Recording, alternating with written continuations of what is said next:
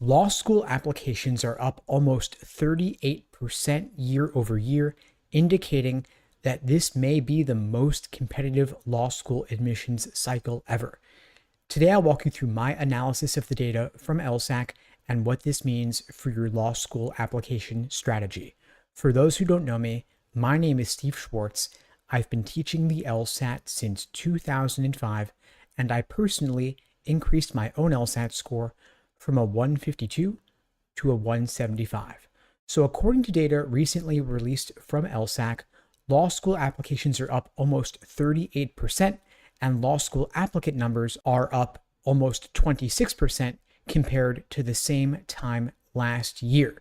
There's been a lot of noise about this, a lot of rumors and speculation about this, but know that these percentages are likely to decrease as the cycle progresses. There are some reasons unique to this admissions cycle explaining why so many people are applying to law school earlier and why they're taking the LSAT earlier. First and foremost, this year was the year that LSAC eliminated the logic games section, leading many test takers to rush to take the LSAT before or after the change, which led to increased test taker numbers in June and August.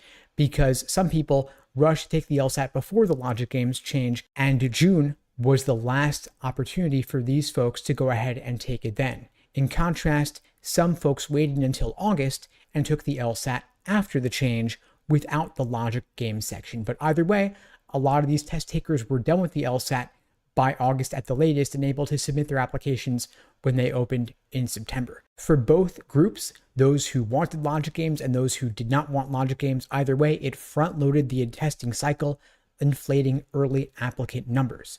Last year was also especially slow as a cycle because a lot of law schools were updating their admissions processes after the Supreme Court decision on race-based affirmative action.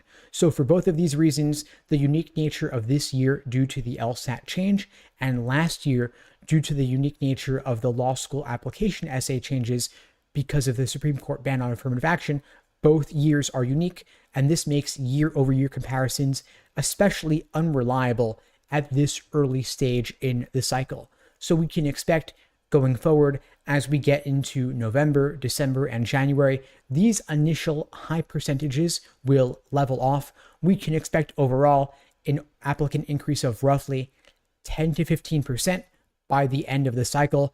I'm not expecting a 25% increase or a 30% increase or more year over year. A more moderate increase like 10-15% is what we would expect in line with other presidential election years like 2016 and 2020, the so-called Trump bump being that in presidential election years where Trump is a candidate, the law school applicant pool of college students and recent college grads considering law school, looking to make a difference within the system, going to law school. We see a spike in people going to law school in both 2016 and 2020. We saw a significant increase in the number of people going to law school, the so-called Trump bump phenomenon, meaning that presidential election years where Trump is a candidate, we see an increase in folks looking to go to law school, folks who are more politically minded, politically engaged, looking to change the system and make a difference in the legal profession.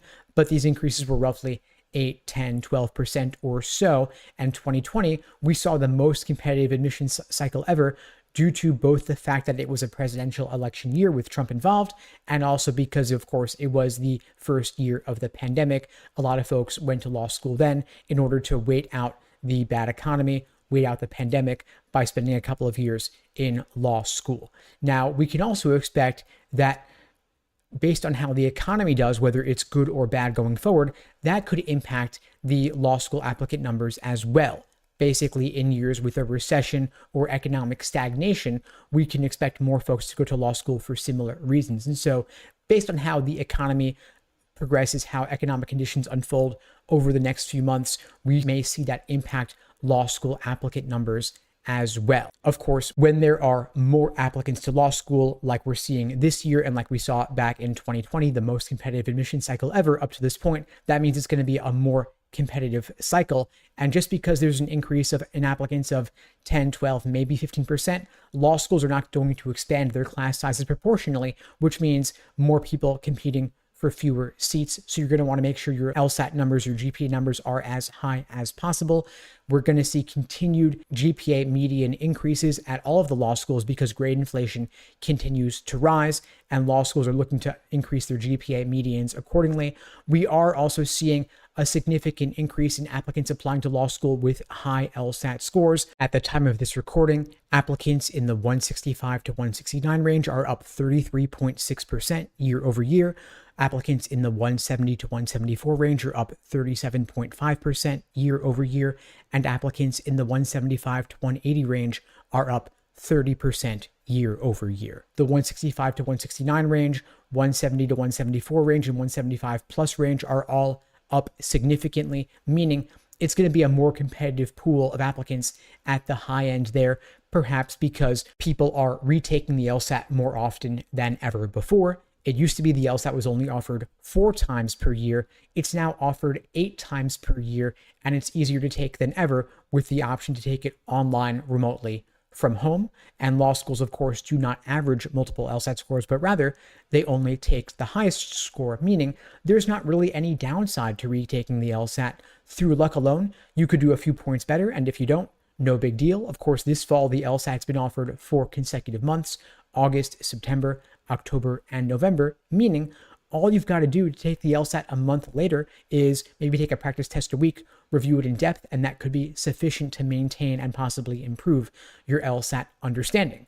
Of course, the temporary LSAT flex format led to significant increases in median LSAT scores because that format was easier. It was only 3 sections, no extra unscored section, and LSAC underestimated just how easy it was to take the LSAT from home, that it would mitigate stress not taking it in an unfamiliar testing environment. And of course, this is not discussed as much as it should be perhaps, but LSAC has become a lot more liberal in recent years about granting accommodations for extra time and extra breaks. They are improving virtually every single request for accommodations, and all you need is a note from a doctor or a psychiatrist explaining your need for extra time due to perhaps having ADHD or having testing anxiety. And of course, a lot of high-performing test takers may have accelerated their testing timelines due to the removal of the logic game section and knocked out the LSAT by June before games were removed. And so some of these factors, like the unique nature of this year due to the LSAT format change, may reduce in impact as the cycle goes on,